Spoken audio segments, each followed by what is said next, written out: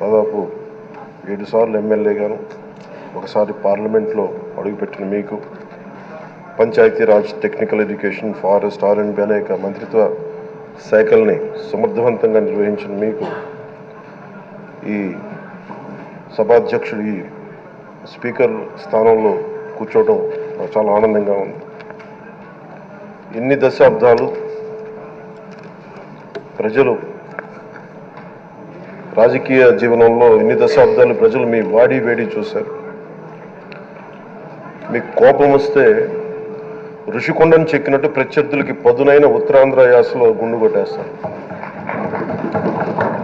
ఒకటే బాధేస్తాం సార్, ఇకపైన మీకు తిట్టే అవకాశం లేకపోవడం. కానీ ఇక మీద సభలో ఎవరు తిడుతున్నా దాన్ని ఆఫ్ చేసే బాధ్యత మీ చేతిలోనే ఉంది. మీరే మైక్ ఆఫ్ చేయాలి. అంటే మా చిన్నప్పుడు నేను చూసేవాడు, ఒకసారి అల్లరి చేసే అబ్బాయిని క్లాస్ లీడర్ చేసేవాడు చిన్నప్పుడు మా స్కూల్లో. కానీ ఇన్నాళ్ళు ప్రజలు మీ వాడి వేడి పలుకులు, మీ ఘాటైన వాగ్దాటి చూశారు. ఈ రోజు నుంచి రాష్ట్ర ప్రజలు మీ హుందాతనం చూస్తారు. డిబేట్స్ వెనకాల దాక్కుని సంస్కారహీనమైన భాషల్ని, భావాల్ని రకరకాల మాధ్యాల్లో విరజిమ్ముతూ ఉంటారు. దాని నియంత్రణ మీ ఆధ్వర్యంలో ఇక్కడి నుంచే మొదలవ్వాలి. ఇందాక సభానాయకులు, గౌరవ ముఖ్యమంత్రి శ్రీ చంద్రబాబు నాయుడు గారు చెప్తారు, ఆడబిడ్డలు ఏ విధంగా నలిగిపోయారు ఈ రాష్ట్రంలో గత 5 సంవత్సరాల్లో. చిన్న లేదు, పెద్ద లేదు, ఎవరని లేదు. ఎవరన్నా సరే ఒక మాట మాట్లాడితే వాళ్ళు వ్యక్తిగతంగా దూషణ, సోషల్ మీడియాలో వాళ్ళని క్యారెక్టర్ అసాసినేట్ చేయటం, వాళ్ళు పెద్ద నాయకులు కావచ్చు, కార్యకర్తలు కావచ్చు, లేదా వాళ్ళకి ఎదురు తిరిగి ఒక ఒపీనియన్ చెప్పి ఎవరైనా సగటు మనిషి కూడా కావచ్చు, అది ఇక్కడతో ఈ రోజు నుంచి ఆగిపోవాలి అధ్యక్ష. అది మీ ఆధ్వర్యంలోనే మొదలవ్వాలి. గత ప్రభుత్వం తాలూకు సభ జరిగిన విధానం చూస్తే ఈ వ్యక్తిగత దూషణ ఇవన్నీ చాలా ఇబ్బంది పెట్టే ప్రజలు. ఈ రోజున వాళ్ళకి 11 సీట్లకు పరిమితం అయ్యారు, ఈరోజు లేరు, ధైర్యం లేదు వాళ్ళకి. విజయాన్ని తీసుకోగలిగారు కానీ ఓటమి కూడా ధైర్యంగా కూర్చుకునే వాళ్ళకి స్థాయి లేదు, వాళ్ళకి పారిపోయారు ఇక్కడి నుంచి. భావంలో ఉండే తీవ్రత భాషలో ఉండాల్సిన అవసరం లేదు. భాష మనుషుల్ని కలపడానికి కానీ విడగొట్టడానికి కాదు. భాష విద్వేషం రేపడానికి కాదు, పరిష్కరించడానికి.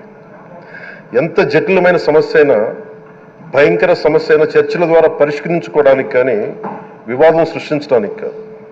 ఈ సభ ఉన్నది అందుకు. కానీ మనం చూసింది వాళ్ళ దగ్గర నుంచి బూతులతోటి, వ్యక్తిగత దోషులతోటి రాష్ట్ర పురోభివృద్ధిని ఆపేశారు. అలాంటి సభ కాకుండా ఇందాక మన పెద్దలు శ్రీ గౌరవ ముఖ్యమంత్రి చంద్రబాబు గారు చెప్పినట్టుగా ఇది భవిష్యత్తుకి ఇది ఒక ప్రమాణిక, ఒక ప్రమాణం అవ్వాలి.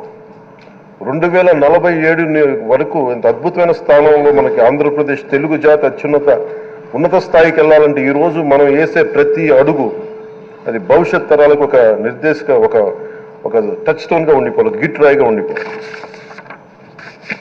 ఈ రోజున ఈ సభలో ఉన్న గౌరవ సభ్యులందరూ చట్టాలు చేయడానికి ఉన్నారు, చట్టాలు ఉల్లంఘించడానికి కాదు. విభేదించడం అంటే ద్వేషించడం కాదు, వాదించడం అంటే కొట్టుకోవడం కాదు. ఇవన్నీ విభేదించడం, వాదించడం ఇవన్నీ ప్రజాస్వామ్యానికి చాలా మౌలికమైన పునాదులు. ఆంధ్రప్రదేశ్ ఆవిర్భావం జరిగి అసలు భాషా ప్రయుక్త రాష్ట్రాల ఆవిర్భావమే మన ఆంధ్ర రాజ్యంతో మొదలైంది. అమరజీవి పొట్టి శ్రీరాములు గారి బలిదానం మీద మన రాష్ట్రం పుట్టింది. 56 రోజులు తిండి తిప్పలు తినకుండా నరకం అనుభవిస్తూ ఆయన బలైపోయారు. ఆయన మరణానికి చేరువవుతూ ఆమరణ నిరాహార దీక్ష చేసిన ప్రతిరోజు మనకి దాదాపు ఈ సుదీర్ఘమైన 6 దశాబ్దాల కాలం, 1.5 సంవత్సర కాలం అంటే ఆయన ప్రతిరోజు చావుకు చేరువవుతూ భోజనం లేకుండా ఆయన గడిపిన ప్రతిరోజు మనకి 1.5 సంవత్సర కాలం. అలాంటి నేపథ్యంలో అలాంటి మహోన్నతుడు శ్రీ పొట్టి శ్రీరాములు గారి త్యాగాన్ని కనుక మనం ఈ సభలో ప్రజా సంక్షేమం కోసం మాత్రమే చర్చలు జరగాలి, వాదోపవాదాలు హద్దులు దాటకుండా ఉండాలి, వ్యక్తిగత దూషణకి తావివ్వకుండా ఉండాలి. అలా కాకుండా గత ప్రభుత్వంలాగే ఈ సభని తిట్లకి, బూతులకి, కొట్లాటకి వాడితే ప్రతి నిమిషం పొట్టి శ్రీరాములు గారి బలిదానాన్ని అవమానం చేసినట్టే. ఒక గొప్పవాడు, ఒక మహానుభావుడు బతికినప్పుడు మాత్రమే కాదు, చనిపోయిన తర్వాత కూడా కొన్ని తరాలు ఉపయోగపడతారని నిరూపిస్తారు.